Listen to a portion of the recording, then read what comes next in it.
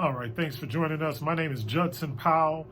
I am the CEO of Capri Television. I am also a Khemetic priest, which means that I practiced or I practice Khemetic spirituality, and a lot of the things that people actually practice in their modern day religions are taken from Khemetic spirituality. So it's nothing new under the sun, as they say. So anyway, so I want to talk about this for a second, because a lot of people are starting to go into Khemetic spirituality, or are starting to study it, or starting to just look at various aspects of it. And so the problem with some of the stuff is that it takes a while before you come to a good interpretation of what all of this stuff means and what it can mean to you as an individual. And one thing that I teach to the people who follow me spiritually is that everybody's path to enlightenment, or everybody's path to wherever they're going, even everybody's not even trying to go to the same place, but your path is your path. So being comparative, comparing your path to somebody else's path, or comparing someone's way or method to your ways or methods or idiosyncrasies or anything else that may come to fruition during the time that you are seeking or traveling your path to whatever it is you're going to. That's your business, okay? Because everybody is different. So don't compare.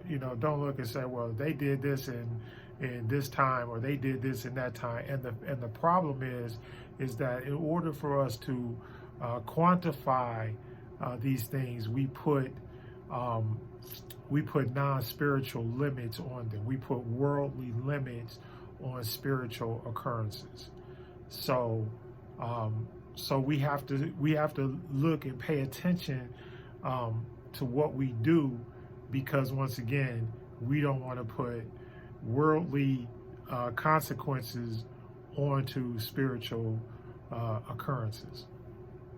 So with that being said, so one of the things that when we go into like things that we know that are written, like the 42 negative confessions of Mayat, and it's important that you say it like that, because we all understand that language and everything like that, everything has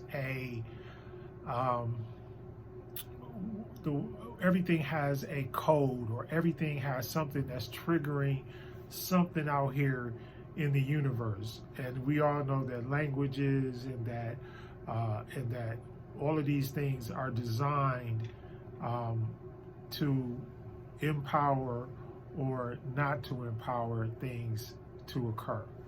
All right. So the thing is, once you understand and you know that, then it's easier for you to navigate through life.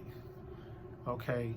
And but one of the first things when you go into the 42 negative confessions is that you find that there's something in there that talks about respecting all altars, or respecting all altars, and the way that this system works, or works and can still work, is by us respecting all altars. Now, this comes down especially in the African American community. And I say it like that because African Americans have their own unique and distinct culture, rooted in slavery and in the takeover of indigenous people in that land. But all of those cultures that are still there, they are actually still there, or they have transformed or transitioned into other things. They haven't been destroyed. That's why I hate when people say that. It's like, don't ever say that because African American culture, the black culture in the United States of America, is probably the most imitated and duplicated culture, probably in the history of the world. And we can go on and say things or do things or whatever, but when you finally really do break it down and everything, yeah, they gave us bad things, but then we turn the bad things that they gave us into a culture. So with that being said, honoring all altars, and everything is an altar. Everything, people have altars to all kinds of things because they have spiritual wants, spiritual needs, and spiritual desires. That's why it is such a misnomer for people to call people witches and warlocks and and conjurers, or witch doctors, or whatever you call people. People that perform spiritual practices, or that have spiritual. We could even call them spells or whatever. But here's the thing. Everybody, even when you talk about meditation, prayer, worship, anything like that, all of those things are designed.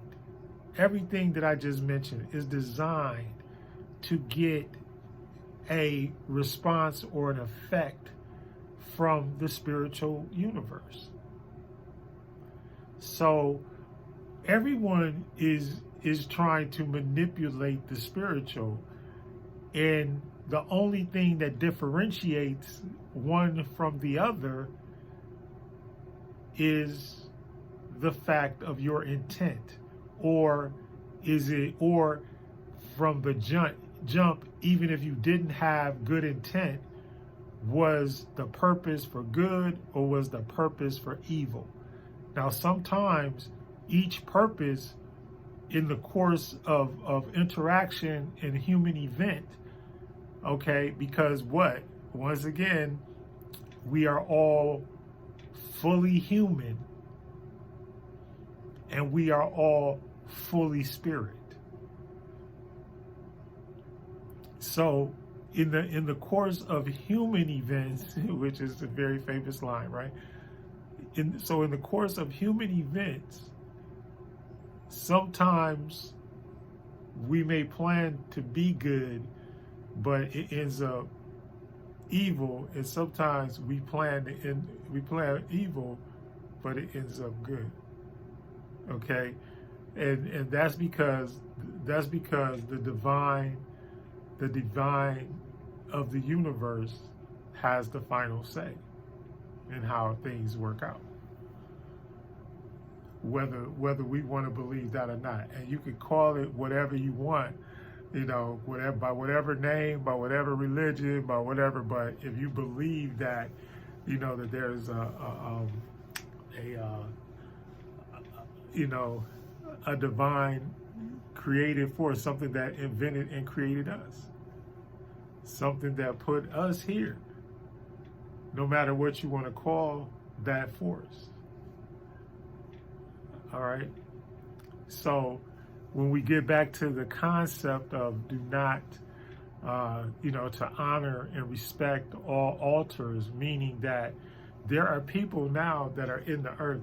There are religious beliefs that are so ingrained into the psyche, because remember, by being fully spirit and fully human at the same time, you have needs for each aspect of your person, right?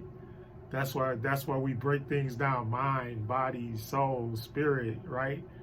All of those things are individual entities fighting for, number one, your attention, and then number two,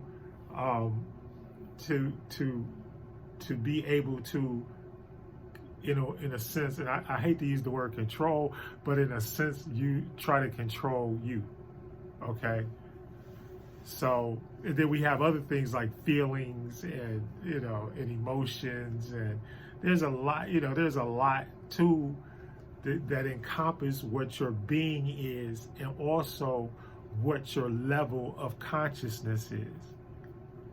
Because if you, for example, if you only have consciousness of your lower self, of your kundalini, because I use the big K word, right? But if you only have control of your kundalini, or that's the only thing you know of, then your upper thought processes are very minimal.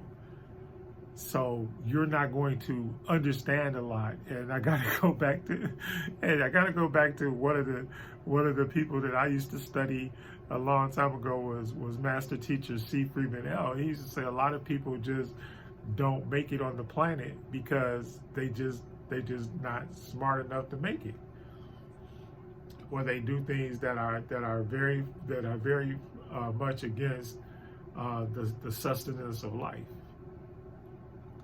So that's why, so honoring all altars means that there are people, and so I want to get back to how it affects the Black church, because everybody, most Black people have either grown up in the Black church, know somebody in the Black church right now, as we're talking, as we're speaking, listening, watching, right?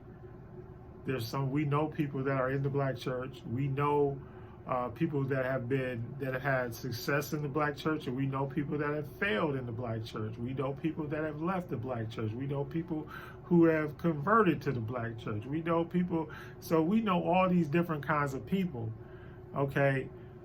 And the thing about it is, and so we also know that they have a deity called Jesus, right? And so I want to, specifically bring that up because of the fact that we understand that they have this person, right? This is their deity or whatever. So even though some of us have studied or have had spiritual experiences beyond this Jesus, the people who are still inside of the Jesus experience that they're whatever it is that they're experiencing with Jesus at this time, to them, that's real. So whatever they're going through, or whatever they, even if it's completely 100% in our sphere of operation, if it's 100% wrong, to them that believe, it's real to them.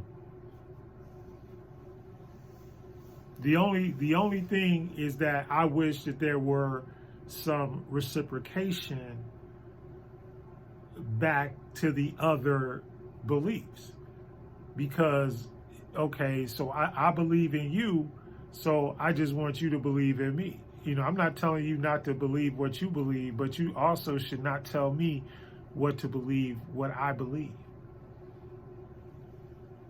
So respecting all altars is a very, it's an extremely important thing as we travel into world peace, diversity, and inclusion. And I want to clear that up too. So as we transform into this age of enlightenment, and everybody is starting to become enlightened, we need to understand that, look, no matter what somebody believes, and I think that that's why we had certain things, components in our governments, even so that people would be allowed to practice whatever religion they wanted to practice.